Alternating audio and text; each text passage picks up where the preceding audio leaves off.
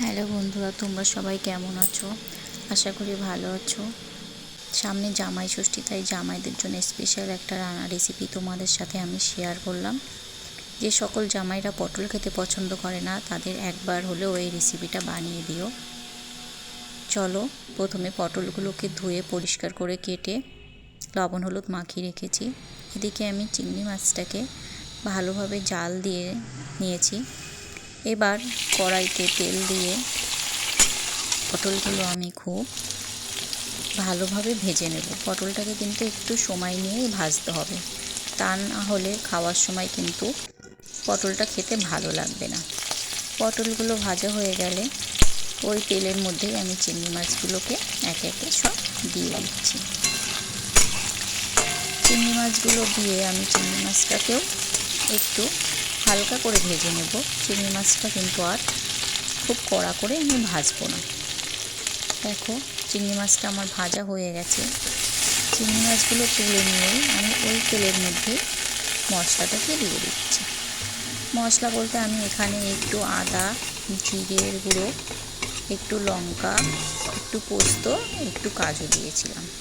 এগুলো দিয়ে আমি একটা পেস্ট বানিয়ে নিয়েছি। তোমরা তোমাদের পরিমাণ মতো দিয়ে নেবে। এবারে মশলাগুলোকে আমি খুব ভালোভাবে কষিয়ে নেব। যতক্ষণ মশলা দিয়ে তেল না ছাড়বে ততক্ষণ কিন্তু এটাকে কষাতে হবে। এর মশলার মধ্যে আমি একটু লবণ, একটু পরিমাণ মতো হলুদ দিয়ে দিলাম। দিয়ে আমি মশলাটাকে খুব ভালোভাবে কষিয়ে নিচ্ছি। মশলাটা কিন্তু প্রায় আমার কষানো হয়ে গেছে। এর মধ্যে দিয়ে হালকা হালকা তেল ছাড়ছে, তোমরা দেখলেই বুঝতে পারছো।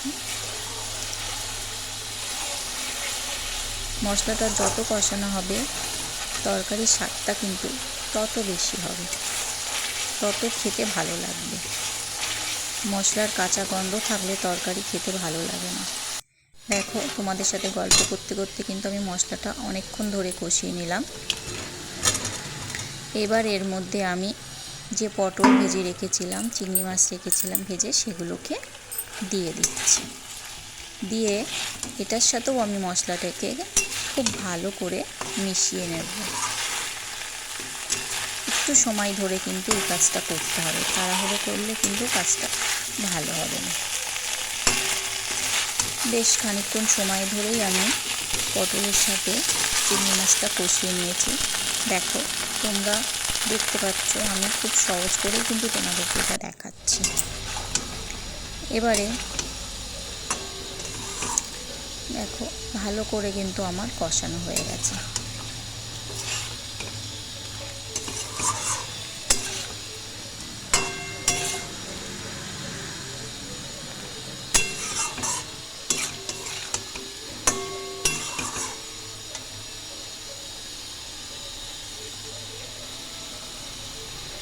দেখো, কষানো হয়ে গেছে।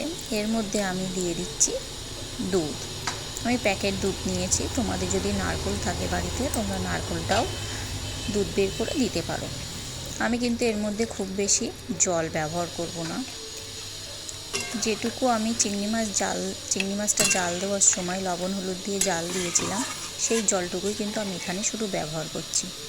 আমি কিন্তু আর কোনো জল এখানে ব্যবহার করব না। এবার এটাকে আমি ভালোভাবে মিশিয়ে নিচ্ছি। চিংড়ি মাছ, পটল সমস্ত কিছু এর মধ্যে ভালোভাবে মিশিয়ে নিলাম। নিয়ে এটাকে আমি মিডিয়াম টু লো ফ্লেমে রান্না করব। যতক্ষণ পর্যন্ত এটা রান্না না হচ্ছে তোমরা দেখতে থাকো। এটা কিন্তু মাঝে মাঝে নেড়ে দিতে হবে, না হলে তলায় লেগে যেতে পারে, যেহেতু জলের পরিমাণটা কম দেওয়া তার জন্য। এবারে আমি এখানে একটু চিনি দিয়ে দিলাম। চিনিটা দিলে একটু খেতে ভালো লাগে। তোমরা যারা পছন্দ করো দেবে, যারা পছন্দ করো না তারা বাদ দিয়ে দিতে পারো। দেখো কত সুন্দর। আমি কিন্তু এখানে কোনো লঙ্কার গুঁড়ো ব্যবহার করিনি, কিন্তু কালারটা তোমরা দেখে বুঝতে পারছো কত সুন্দর একটা কালার এসছে। একবার হলেও তোমরা বাড়িতে এটা বানিয়ে দেখো, খেতে কিন্তু সত্যি খুব অসাধারণ হয়। আর যে